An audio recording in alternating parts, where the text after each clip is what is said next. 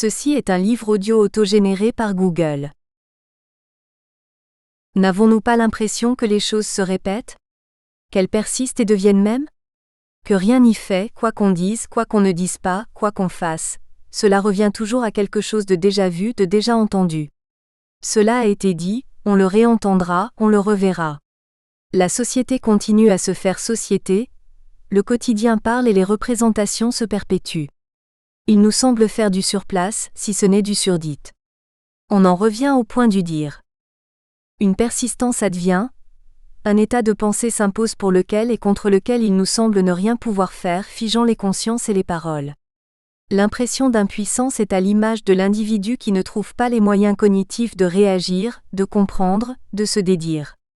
L'impression perdure, les situations peuvent changer, mais les ressorts mentaux ne permettent pas de saisir ce que l'on dit en mouvement, en hybridité et en dispersion. Il faut fortement porter son attention pour que la conscience du pluriel émerge et que l'identité se départisse des figements et des croyances.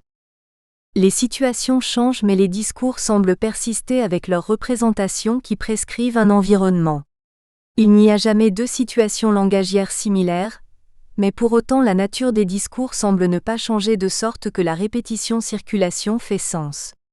Par la répétition, la fictionnalisation sociale et politique devient réalité. La répétition des représentations donne des attributs de sens, et le sens persiste dans la réitération. La pratique de répétition ne fait pas disparaître l'objet et sa portée mais au contraire elle le façonne, lui donne corps d'existence. Ces pratiques de répétition qui constituent l'identité, Butler 2005/274. L'objet de dire est construit de la répétition de la situation de parole. La situation prédit l'objet et son discours. Ainsi, la société s'objectivise, elle se prend comme axe d'existence et façonne l'en-dedans et l'en-dehors social, à la fois encastrée dans elle-même et dans tout ce qui n'est pas elle, dans son dedans et dans son dehors. Cahier 2009/97-98. La société s'auto-institue dans un processus d'auto-appartenance, dans des jeux de ressemblance et de dissemblance à même de produire des étiquetages sociaux stables et durables. Ces étiquetages établissent le quotidien et dessinent la société.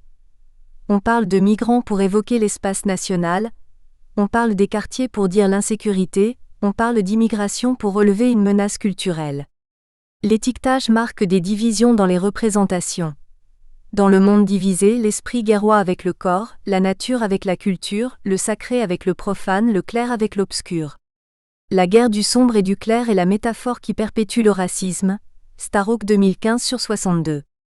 Celles-ci ne sont pas toujours accessibles à la première lecture, mais elles fixent les perceptions et les interprétations. Elles cachent leur nature idéologique qui demande d'être réfléchie, analysée.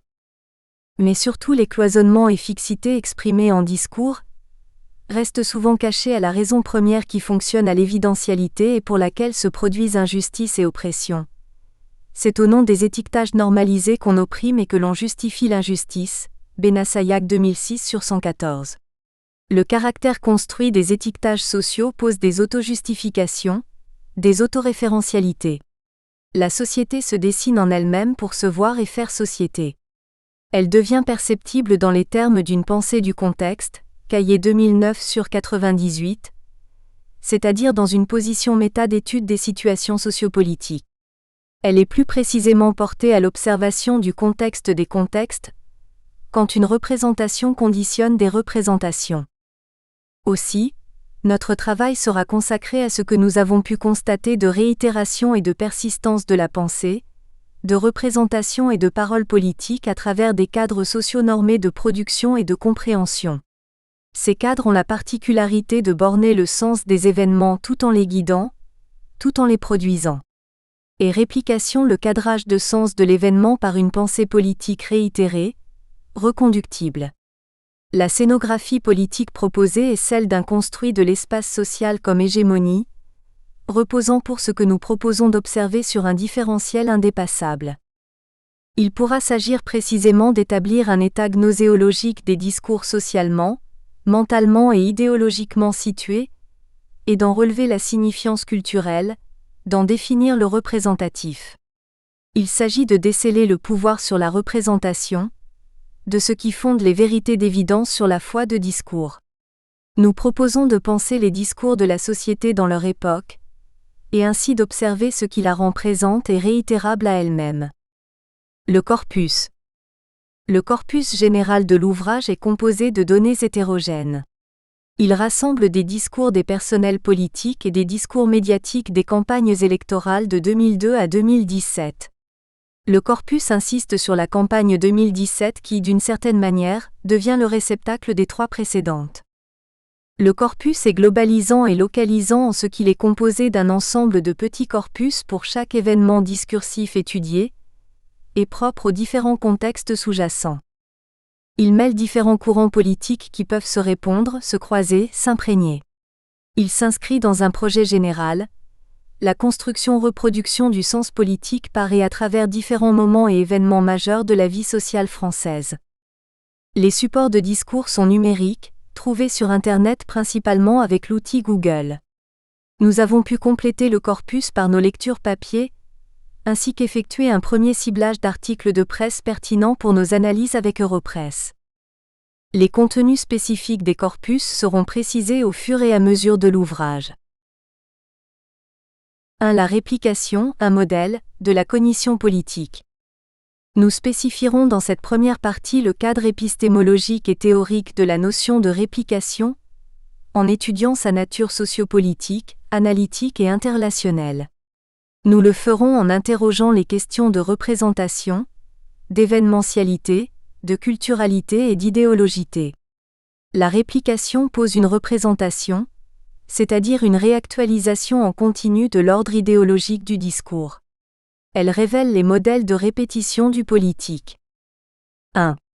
Présence de l'idéologie et représence sociale, première approche. La représentation langagière donne corps aux formes discursives de la mémoire sociale. Plus que le pouvoir d'affirmation des choses, les discours produisent des formes expressives, des présences discursives, à partir desquelles se réalisent des commentaires, des réfutations, des évidentialisations. Ils sont des interprétants symboliques, producteurs et organisateurs des perceptions mondaines et faiseurs de réel, de la vérité vraie, à partir de laquelle se réalise le dire et le penser collectif.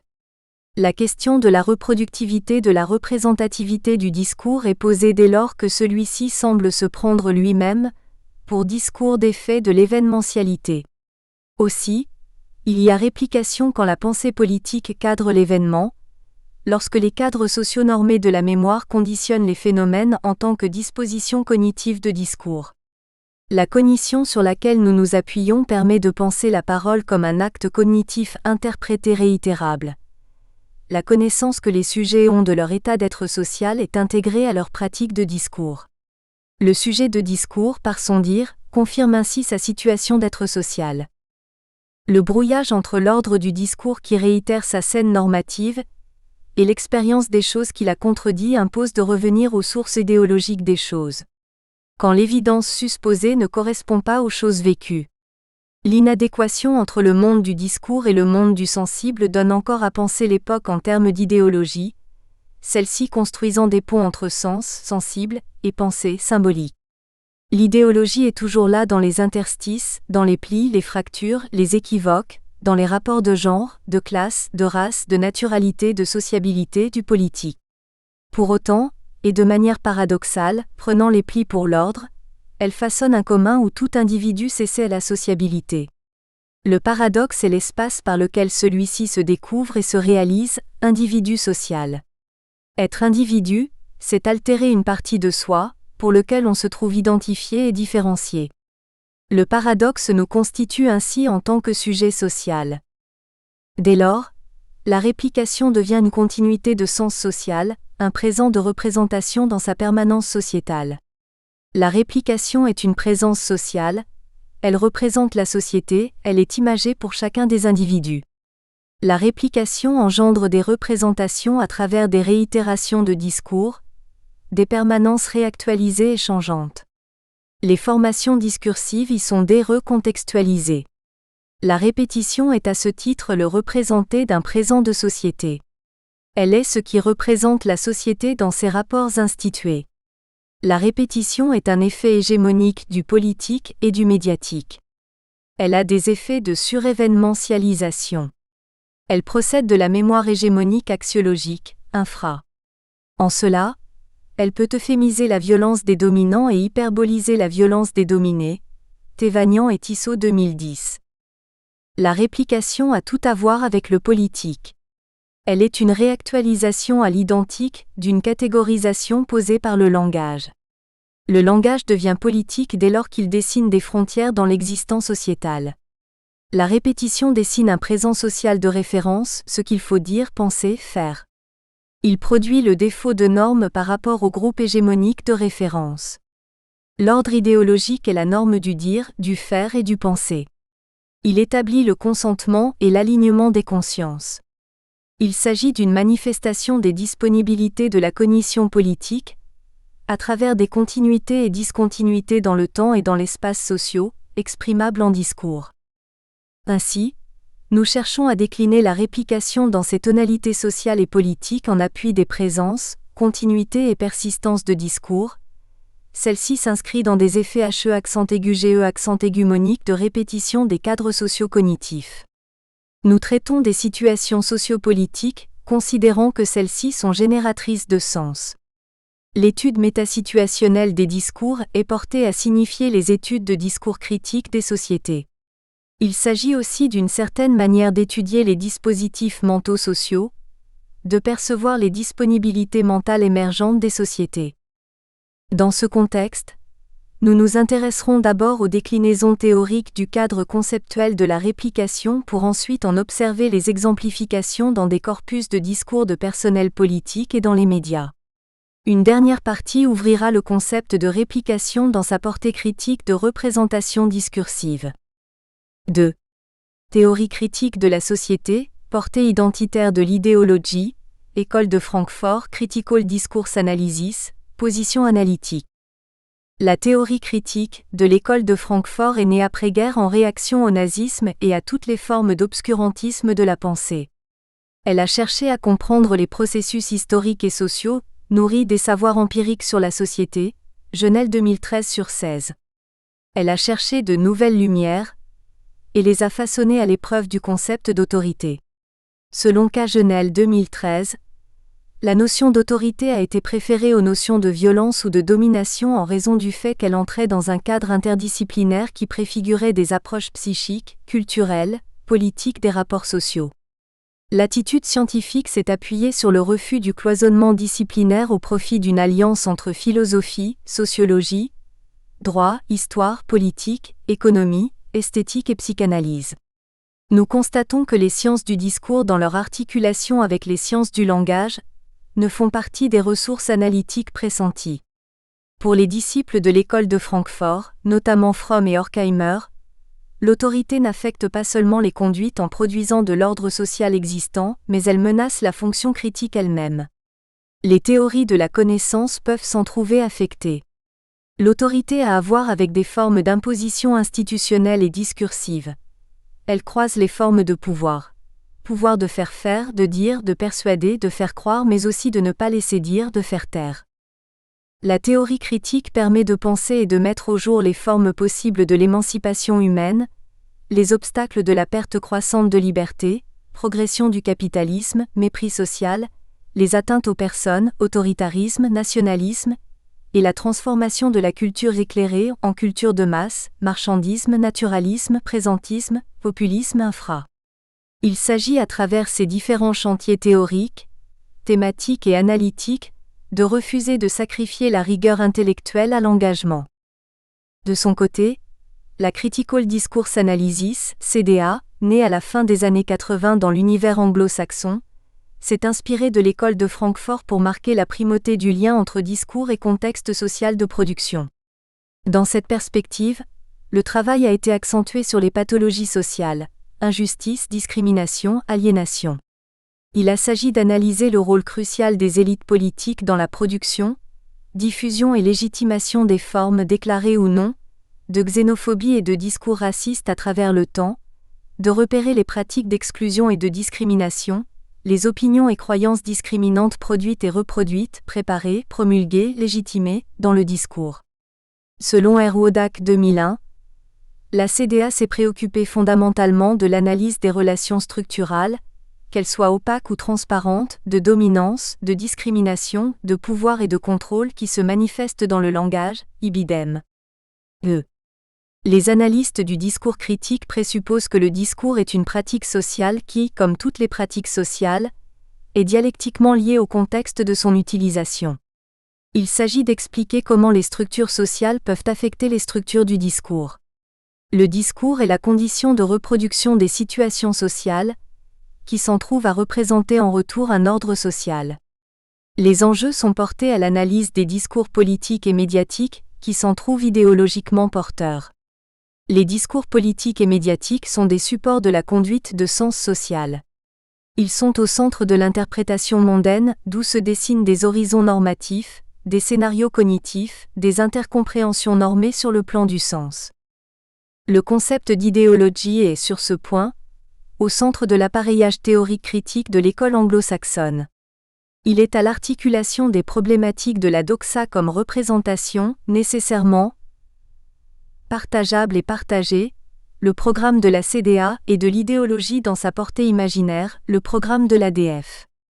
Fairclough, dans le sens qu'il donne à idéologie, s'est inspiré de l'ADF, Althusser, Pecheux, mais aussi de P. Bourdieu, ainsi que des écrits politiques d'Agramsci, Infra, et des théories post-structuralistes de M. Foucault. Il s'est appuyé sur la conception des pouvoirs culturels, des rapports de dominance, des dispositifs qui produisent et reproduisent les sujets en sujets idéologiques. L'idéologie en tant que système de représentation et d'interprétation fixe, et préfigure la réalité. On croise ici aussi la définition de l'idéologie selon H. Arendt, 1995. L'idéologie est la logique d'une idée, la réalité déjà prévue, ibidem. 55. Le lien s'établit sur le rapport constitutif des discours dans une articulation entre impensé et sens commun culturel. Les idéologies sont des processus de sens social. Elles ont une fonction de cohésion et de coordination des actions des individus en société. Les idéologies permettent de s'assurer que les membres d'un groupe vont de manière générale agir de façon similaire dans des situations similaires, Van Dyck 1997. À ce titre, l'idéologie permet les processus d'identification à des valeurs de groupe, buts, valeurs, normes, positions, et ainsi rend possible l'échange et le dialogue jusqu'à la polémique, la rupture. En tant que représentation partagée, les idéologies gèrent les savoirs de groupe. Elles en contrôlent le système d'évaluation. Elles sont à la base de jugements et permettent d'évaluer ce qui fait partie ou non du groupe, ce qui est bien ou mal, vrai ou faux. En ce sens, elles permettent l'établissement d'une dichotomie identitaire entre eux, nous, entre out-group et in-group, Van Dyck 2006/77. Sur le plan argumentatif, les idéologies permettent de faire exister la réalité argumentée de leur point de vue. Il peut s'agir dans ce cas, ce que nous analyserons dans le travail de corpus, de défendre une vision ethno- et ou socio-centrée, sa vision mondaine de groupe, sa doxa contre une autre, paradoxale. 3. Théorie politique du discours, agonisme foncier, sémantique du discours identitaire, école des sexes. L'école des sexes regroupe des chercheurs et chercheuses tels Leilesque, Laclos, Semouf, Anorval et Dehowart. L'école partage certains présupposés épistémiques de la CDA et de l'ADF. Elle se fonde sur une théorie post-marxiste de l'idéologie. Elle s'appuie sur une théorie des conflits politiques et de la mobilisation collective qui reprend l'analyse des idéologies, là où la pensée française, rompant avec ses propres paradigmes dominants, l'a abandonnée dans les années 1980, Sommerer 2005 sur 193. À ce titre, elle porte son intérêt sur les processus sociaux de diffusion et construction sociale de la pensée, notamment en étudiant en premier ressort les grands discours symboliques, fondateurs de sens commun et départiteurs de rôle et identité. Les références sont empruntées à J. Derrida, L. Althusser, M. Foucault. La pensée foucaldienne s'en trouve reprise et transformée, comme dans le cas de la formation discursive, Infra.